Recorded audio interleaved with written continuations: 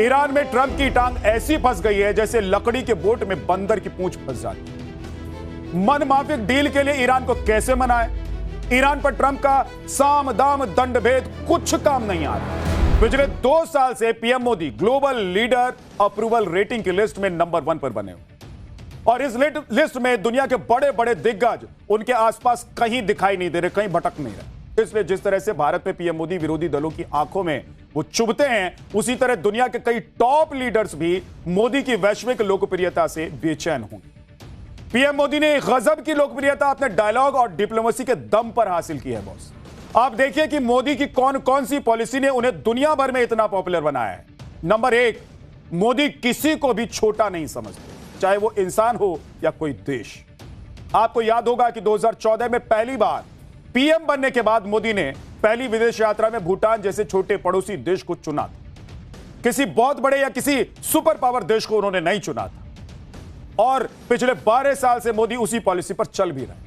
अभी जून में जब मोदी फ्रांस जाएंगे तब स्लोवाकिया भी जाएंगे। स्लोवाकिया कैसा देश है, कितनी आबादी है, क्या स्ट्रेंथ है और मोदी स्लोवाकिया के दौरे पर जाकर कौन सा अनोखा रिकॉर्ड बनाने वाले हैं, आज आपको बताने वाला हूं।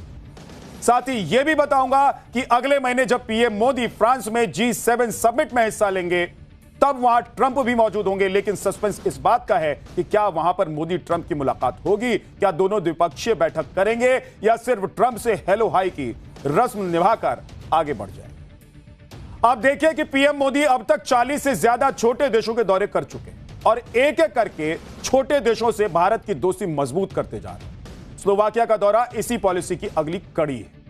और दूसरी तरफ ट्रंप को देखिए, ये साहब ताकत के नशे में इतने चूरे हैं कि दुनिया भर के देशों को सिर्फ धमकाते रहते। ट्रंप हर कमजोर और छोटे देश को सड़क छाप धमकी देते रहते। ईरान को रोज सुबह उठकर धमकाना शुरू कर दिया है, उनका रूटीन बन गया अब तो ये।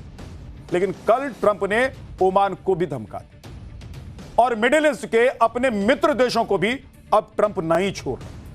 ईरान में ट्रंप की टांग ऐसी फंस गई है जैसे लकड़ी के बोट में बंदर की पूंछ फंस जाती है। ट्रंप को समझ में ही नहीं आ रहा है कि हॉर्मुज कैसे खुलवाएं, मनमाफिक डील के लिए ईरान को कैसे मनाएं। ईरान पर ट्रंप का साम दाम दंड भेद कुछ काम नहीं आ रहा। और आखिर में आपको बताऊंगा कि भारत ने रेयर अर्थ मटेरियल को लेकर रूस के साथ कौन सी डील कर डाली है कि चीन की चाल धरी की धरी रह गई और ट्रंप की टेंशन अलग बढ़ गई। कम संसाधन में ज्यादा से ज्यादा काम कैसे निपटा लिया जाए, पीएम मोदी की यह कोशिश हमेशा रहती है। आप देखिए कि इसी महीने 15 मई को पीएम मोदी एक साथ 5 देशों के दौरे पर निकल गए। ये सारे देश या तो एक दूसरे से अगल बगल में थे या फिर पीएम मोदी की यात्रा के रूट पर थे। इसी तरह आप देखिए कि अगले महीने 15 से 17 जून तक फ्रांस में G7 समिट होने वाली है जिसमें पीएम मोदी भी जाएंगे। लेकिन मोदी ने फ्रांस के साथ साथ स्लोवाकिया जाने का भी प्लान तैयार कर लिया, जिसके बारे में आपको आगे बताने वाला हूं आज। लेकिन आप देखिए कि वैसे तो भारत G7 का हिस्सा नहीं है, लेकिन फ्रांस के राष्ट्रपति इमैनुअल मैक्रों के खास इनविटेशन पर आउटरीच पार्टनर की हैसियत से पीएम मोदी इस समिट में शामिल होंगे। इस समिट में ट्रंप भी आएंगे क्योंकि अमेरिका G7 का अहम सदस्य और माना जा रहा है कि उस समिट में पीएम मोदी और ट्रंप की मुलाकात हो सकती है। और अगर ऐसा होता है तो दोनों नेता एक दूसरे से 16 महीने के बाद मुलाकात करेंगे, क्योंकि पीएम मोदी और ट्रंप की आखिरी मुलाकात पिछले साल 13 फरवरी को व्हाइट हाउस में हुई। लेकिन इस मुलाकात के बाद से अब तक जिस तरीके से ट्रंप ने भारत के खिलाफ बैक टू बैक बयानबाजियां की हैं, उससे भारत और अमेरिका के रिश्तों में तल्खी आई। पीएम मोदी ने भले ही ट्रंप के किसी भी बयान पर प्रतिक्रिया नहीं दी, लेकिन अभी भारत दौरे पर आए अमेरिकी विदेश मंत्री मार्को रूबियो को भारत ने इस बात का एहसास पूरी तरीके से करा दिया कि वो ट्रंप के हाल के बयानों से खुश नहीं है। आप देखिए कि ट्रंप ने भारत को टैरिफ टेरर दिखाकर ब्लैकमेल करने की कोशिश की और 50% टैरिफ लगा दिया भारत। ऑपरेशन सिंदूर के वक्त सीजफायर का क्रेडिट खुद लेने लग गए, जबकि भारत ने कभी नहीं कहा कि अमेरिका ने सीजफायर कराया है। इसके बाद ट्रंप ने बड़बोलेपन में भारत को डेड इकोनॉमी बताकर नाराजगी और बढ़ा दी और भारत की नाराजगी की ही अभी खत्म नहीं हुई थी, रही सही कसर ट्रंप ने तब पूरी कर दी जब उन्होंने भारत को हेल होल कह दिया, बता दी। और इन सब की वजह से भारत, जो आज का भारत है, उसने कह दिया कि भाई इस तरीके से बात नहीं होती, हम इस तरीके से बात नहीं कर रहे। और इन सब की वजह से एकमात्र जो पूरी दोनों देशों के रिश्ते की कड़ी थी वो कमजोर होने लगी। आज के भारत ने किसी दूसरे मुल्क की तरह ट्रंप की हां में हां मिलाना नहीं सीखा है। जो सही है उसको सही कहता है आज का भारत, और जो गलत है उसको गलत कहता है। यही है आज का भारत। रूस से तेल और हथियार खरीदने को लेकर ट्रंप ने जो अड़ंगे लगाए और जिस तरह की बयानबाजी की, उसने भारत के लोगों, यहां के सरकार की नाराजगी को और ज्यादा बढ़ा दिया। और ऑपरेशन सिंदूर के बाद ट्रंप ने पाकिस्तान आर्मी चीफ मुनीर को अपने ओवल ऑफिस में बुलाकर खातिरदारी की, यह जानते हुए कि पहलगाम टेरर अटैक का मास्टरमाइंड मुनीर ही था।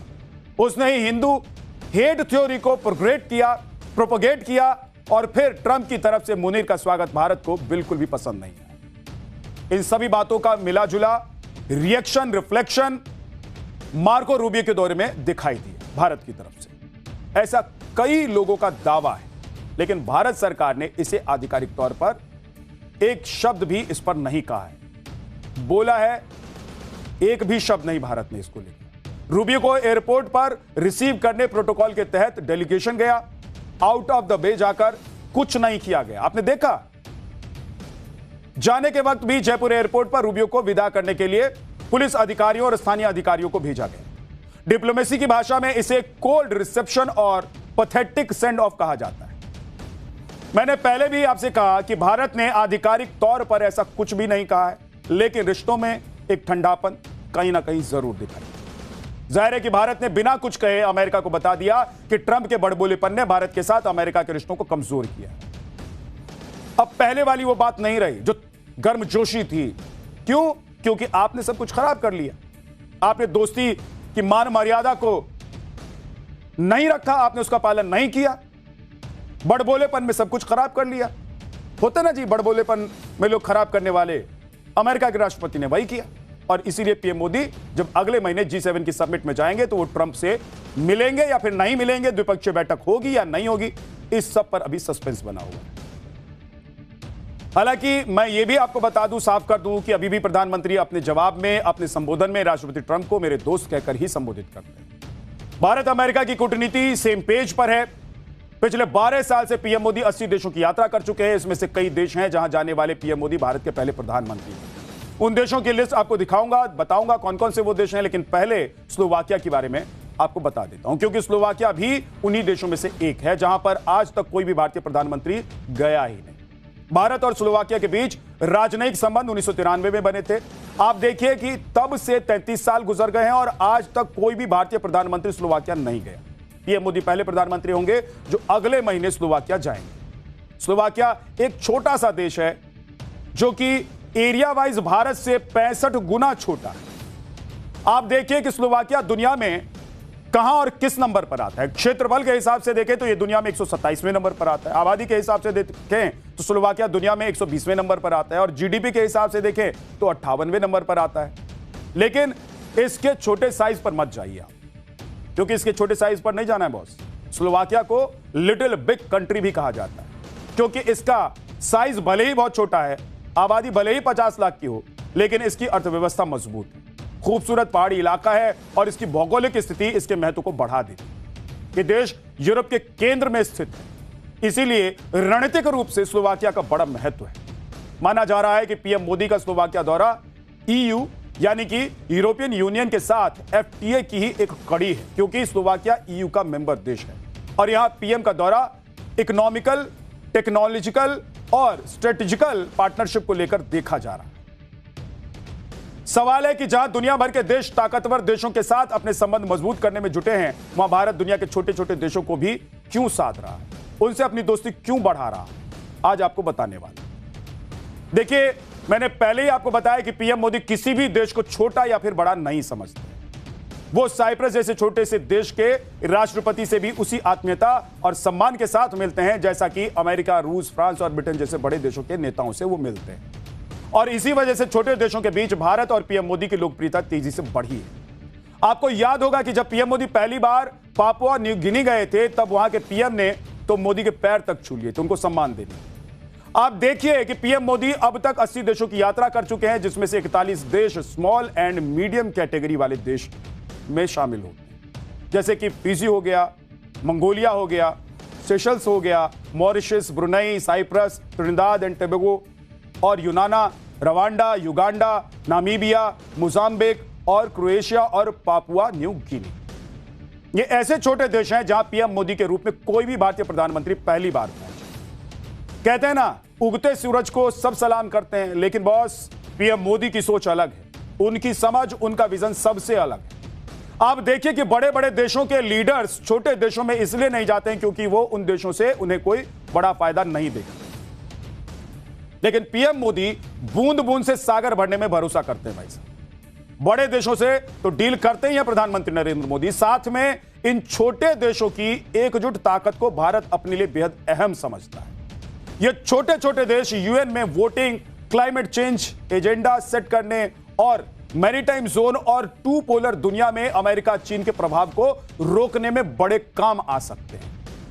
ये देश किसी भी ग्लोबल मंच पर भारत के साथ तभी खड़े होंगे जब भारत से इनके रिश्ते अच्छे होंगे, और इसीलिए पीएम मोदी इन देशों के साथ संबंध और तालमेल बेहतर करने में जुटे हुए हैं।